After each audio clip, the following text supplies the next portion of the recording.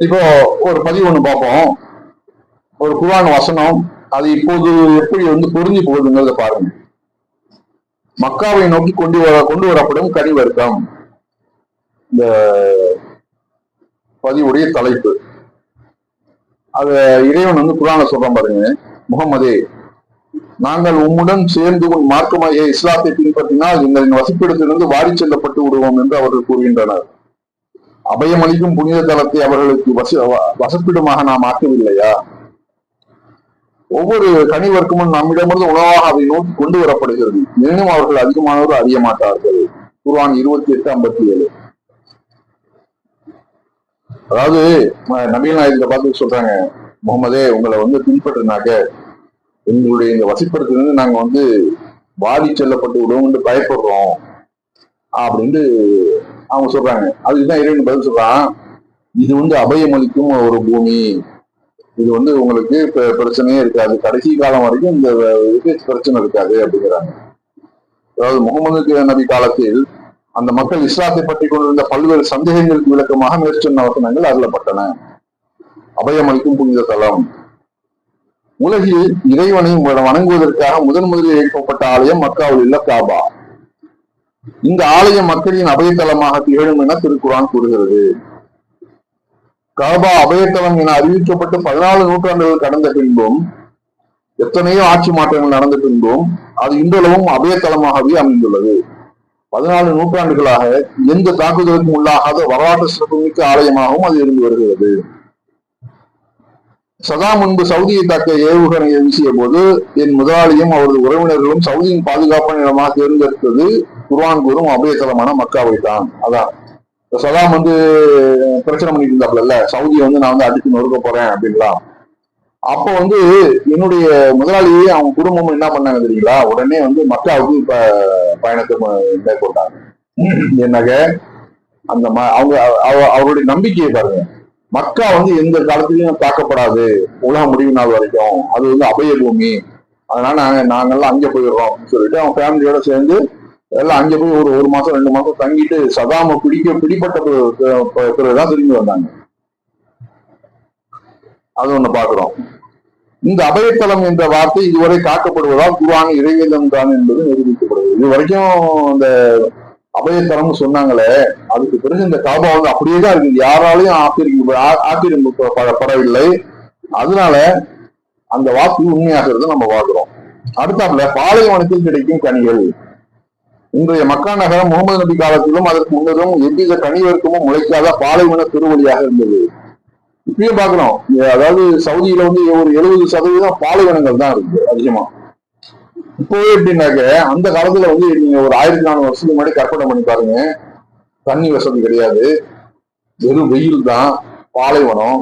அந்த இடத்துல இறைவன் என்ன சொல்றாங்க தெரியுங்களா? பாருங்க, இந்த பாலைவன திருவழிக்கு உலகின் பல பாகங்களிலும் கனிவர்க்கம் கொண்டு வரப்படும் என்று திருக்குர்ஆன் முன்னறிவிப்பு செய்கிறது. பிற்காலத்துல இந்த பூமிக்கு உலகத்தில் இருந்தெல்லாம் கனிவர்க்கங்கள் குவிய தொடங்கும் அப்படிங்கிறது இந்த வசனம். இந்தியாவில் இந்த வசனம் இறங்கியிருந்தால் இது ஒரு ஆச்சரியமான செய்தியாக இருந்திருக்காது. நம் நாடு நில வளத்திலும் நீர் வளத்திலும் அன்று முதல் தண்ணீரை பெற்றிருக்கிறது. ஆனால் பாலைவன பிரதேசமான மக்காவை நாம் சற்று சிந்தித்து பார்க்க வேண்டும். மண் வளமும் கிடையாது, தண்ணீர் வசதிக்கும் வாய்ப்பில்லை.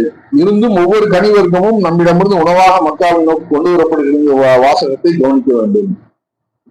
பாலைவனம் சோலைவனமாக வேண்டுமானால் அரபு நாடுகளுக்கு செல்வம் குவிய வேண்டும். கருப்பு தங்கமான பெட்ரோலை கணக்கில்லாமல் நாடுகளுக்கு இறைவன் கொடுத்து இந்த அரபு நாடுகள் சோலைவனமான காட்சியை பார்க்கிறோம். நம் நாட்டில் இருந்தும் பாகிஸ்தானில் இருந்தும் கப்பல்களில் தரமான மண்ணை விலைக்கு வாங்கி பாலை மணலை களிமண்ணாக மாற்றி இந்த விவசாயம் அமோகமாக உள்ளது. அரபு நாடுகளில் கோதுமையை வெளிநாடுகளுக்கு ஏற்றுமதி செய்கிறது சவுதி அரேபியா. நம் நாட்டில் கிடைக்காத கனிவர்க்கம் இந்த சவுதியில் குறைந்த விலைக்கு கிடைக்கிறதையும் பார்க்கிறோம். இது எப்படி சாத்தியமாக இருக்கு அப்படின்றத நம்ம வியக்கணும். என்னங்க, நான் இந்த தபுக்கு எல்லாம் போய் பார்த்திருக்கேன். அந்த ஃபார்ம் எல்லாம், அதாவது எப்படி விவசாயம் பண்ணப்படுகிறது அப்படிங்கிறதுலாம் எனக்கு ஆச்சரியமா இருந்துச்சு. நம்ம இந்தியாவை விட ரொம்ப ஃபாஸ்டா டெக்னாலஜிக்கலா அவங்க பயிர்கள் விடுறாங்க. ஆப்பிள், ஆரஞ்சு, திராட்சை, இது உங்களுக்கு வேணும் எல்லாமே விளையுது. அதுக்கு தகுந்த சீதோச நிலையை அந்த இடத்துல கொண்டு கிரீன் ஷீட்லாம் போட்டு, அந்த கிரீன் வலை இருக்குல்ல, அதெல்லாம் போட்டு அந்த வெயில் அதிகமா தாக்காம அந்த செடிகளையும் கொடிகளையும் என்ன அருமையை பராமரிச்சு, அதாவது நீங்க வந்து உலகத்துல வந்து நான் வந்து நம்ம இந்தியாவில பார்க்காத கனி வர்க்கத்தெல்லாம் நான் வந்து இங்க இருந்து பார்க்கறேன். அது டேஸ்ட் கொஞ்சமாவது மாறுதுங்கிறீங்களா? அதை விட சூப்பரான டேஸ்டா இருக்கு. திராட்சையா இருக்கட்டும், மாதுளையா இருக்கட்டும், ஆரஞ்சு, ஆப்பிள், என்னென்ன எத்தனை வகைகள், ஆப்பிள் எத்தனை வகைகள், ஆரஞ்சுல எத்தனை வகைகள், எல்லாத்தையும் இப்ப நான் வந்து வரிசையா அந்த இமேஜஸ் எல்லாம் போட்டிருக்கேன் பாத்தீங்களா? அது எல்லாம் வந்து இங்க சவுதியில வந்து தபூக்ல, ஹைல்ல, மக்காவுல, மதினாவுல, அங்கெல்லாம் வந்து இந்த கடைகள் வச்சிருக்கிறாங்க. எல்லாமே இங்கே உற்பத்தியான பொருட்கள் தான். ரொம்ப கொஞ்சம் ஒரு 20% 30% ஃபாரின்ல இருந்து வருதுன்னு வச்சுங்களேன். பாக்கி எல்லாமே சவுதியுடைய மேடு தான் எல்லாமே.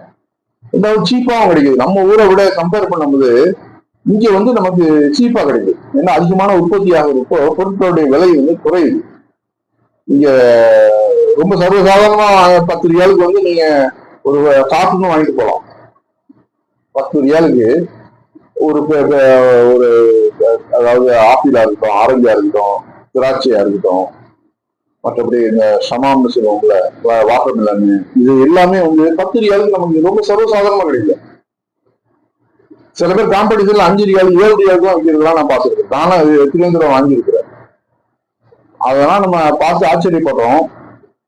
அந்த இமேஜஸ் எல்லாம் பாருங்க. இறைவன் சொல்லக்கூடிய இந்த ஒரு வாக்கும் இங்க வந்து மெய்ப்பிக்கப்படுது. உலகத்தில் உள்ள அனைத்து இடங்களிலிருந்தும் கனிவர்க்கங்கள் வந்து கொண்டு வந்து குவிக்கப்படும் அப்படின்னு நான் இறைவன். அதுதான் நம்ம வந்து பாக்குறோம். எல்லாமே சீப்பாவும் கிடைக்குது, தரமாவும் கிடைக்குது, அதிகமா உரம் போடாத நல்ல ஹெல்த்தியான ஃப்ரூட்ஸ்கள் இங்க கிடைக்குது. அதே மாதிரி ஜூஸ் ஐட்டங்கள் எல்லா கடைகளையும் போனீங்கன்னா 1 ரியால் 2 ரியாலுக்கு அருமையான ஜூஸ் கிடைக்குது. அவ்வளவு டேஸ்டாவும் இருக்கும், உடம்புக்கு ஹெல்த்தியாவும் இருக்கும். பழங்களும் சரி, காய்கறிகளும் சரி, எல்லாமே சீப்பு உங்களுக்கு இங்க நம்ம நாட்டோட கம்பேர் பண்ணும்போது. அதுதான் நம்ம இங்க பாக்குறோம்.